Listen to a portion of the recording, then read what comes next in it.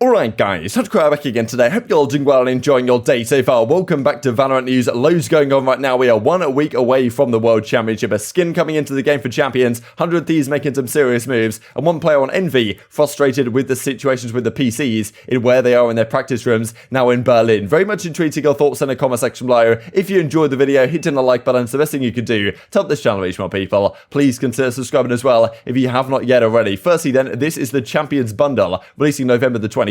That's today, 5 PM Eastern time. But well, here we go. So we've got a Vandal skin, we've got a Gambit actually in the game as a knife. These are both pretty damn cool. They look nice, like, you know, things look pretty good. The expense, on the other hand, is a massive, like, turning point, I suppose, for some people. The fact that I'm not sure how much exactly these convert to, but even the Vandal on its own is like, it's at least like $30, $40 or something just on its own. The Gambit is like double that. You can buy the bundle for a bit less than both combined. You can buy them separately, but it's like, damn, this is a lot of money. Now, of course, at the same time, what they are doing here is that, you know, each to their own. If people want to buy it, they can. If people don't want to buy it, they don't have to. But some of the money from the winnings here, 50% of the money that comes from the earnings of these skin sales goes to crowdfunding for the World Championship. So as Mike points out, 50% of the net proceeds from the Champions 2021 bundle will be split between all teams that are currently at the World Championship. So I guess a nice little graphic right here. 50% goes to Rito, goes to Riot, and then the other 50% of the teams, well, the other 50% of the money goes to the Champions teams, split evenly between all the teams at the World Championship. Kind of interesting it's split evenly, right? As opposed to, you might think about it just being like, okay, they'll just add it to the total prize pool, but maybe that's how they're doing it. I don't really know. At the end of the day, it's kind of like a crowdfunding thing. If you buy the skin pack, you're contributing to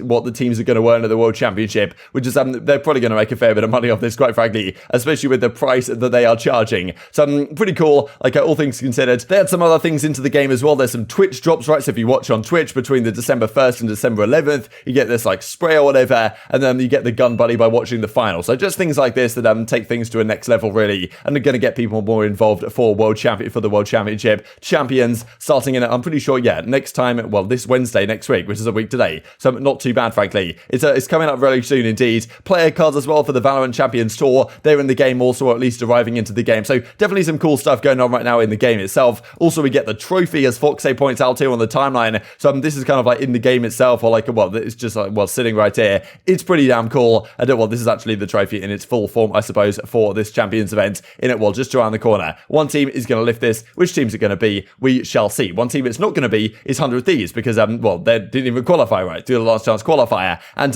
well, b0i gives an update last night on his situation. He's been the analyst in this team for quite some time. And there was some thought, frankly, like, I kind of wondered whether, okay, yes, they're going to make some moves here. b0i probably isn't going to be part of their starting roster any longer. But, more than likely, he might step back into an analyst role or something along those lines. They've decided not to do that, actually, and release him from the team entirely. So this is twit longer. He goes on to explain, I'll no longer be playing with the boys from 100 Thieves, departed from Ambox in May, contacted by Frost, who was the coach now, but there's now, well, been kicked out of the team, as we looked at a couple of days ago, from, you know, being interested in being a sixth man. Had some trials elsewhere, but something about 100 Thieves struck me differently, even if I wasn't going to be a starting player. So, yeah, he decided to come in like he was, I guess, an analyst title, technically, would participate in the practices, provide and share ideas, helping the coaching staff with anything, you name it. I guess that's where he kind of came to the situation that he found himself in. But of course, the LCQ didn't really go as planned. You know, doing my best to move on from this experience. I have the utmost love and respect to all the boys of their decision for moving on without me. Please continue supporting their squad because they're all amazing. Now, thought this was kind of interesting as well, right? Because he goes on to thank a lot of the 100 Thieves, owners, staff management, and well, some of the guys he played with, right? So Nitro, Hiko, Asuna, Ethan, Hector, Jovi, and Ryan. Now, you guys might not notice here that, well, you guys may notice that Joshua Nassan, that being Steel, of course, who was part of this team, was well, not mentioned here, right? So right before the event, still got kicked out of the squad. b0i came in. Maybe it shows there's no love lost to some degree between those players, and also some, well, definitely some frustrations within the team at the time for how everything was being run. Of course, Steel gets kicked right before the major, right before the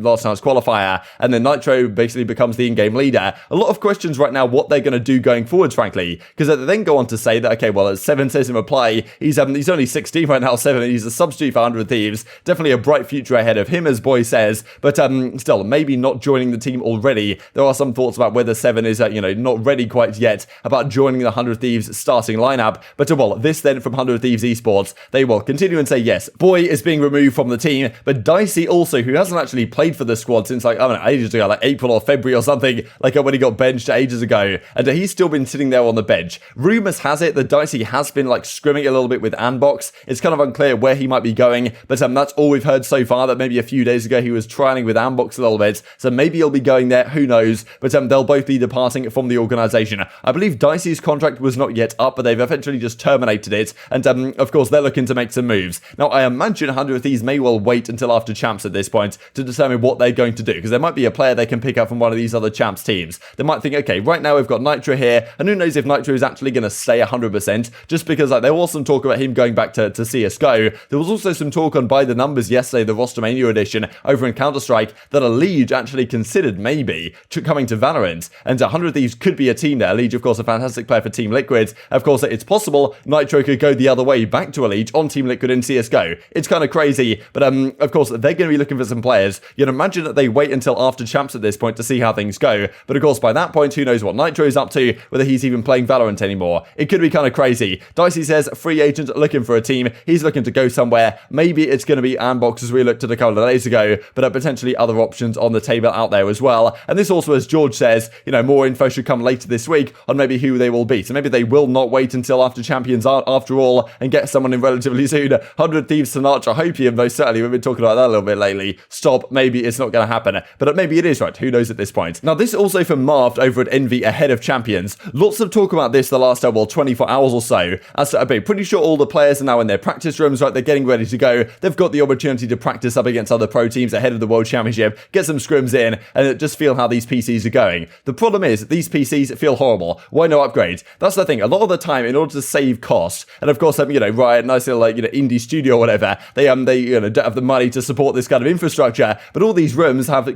PCs in, and they're not really going to go top spec on these PCs, right? They're going to get PCs which are acceptable. They're not too bad. They can run the game at a decent frame rate, but it's not going to be fantastic, right? And that seems to be the problem here. They've got PCs which apparently can't really breach more than 150 FPS, which isn't really ideal when you can get PCs out there that are running Valorant at 500-600 or whatever. And that is kind of the issue here for some of the pros that at home they're playing on their own setups with monster PCs for streaming and all this type of stuff. They then go to the event and all of a sudden the PCs are nowhere near to be found, and therefore the game feels a little bit different, and it's just not ideal to practice on and to play on, and it's definitely a new situation they're going to have to adapt to. So as Marv says, these PCs feel horrible. Some other pro players coming back in the replies. Muri's from Vito Keed says 150 FPS is absolutely fine. He's not happy about it either, certainly sarcastic in this one. And this from Chet Singh writing it over at Envy as well. 2014 budget. They simply can't get good PCs at this event. So some serious frustrations, it seems, with how Riot are handling this, and maybe things will change for the event itself with actual proper PCs, but still, as of right now, it's not looking so ideal. Mike's, for example, who was,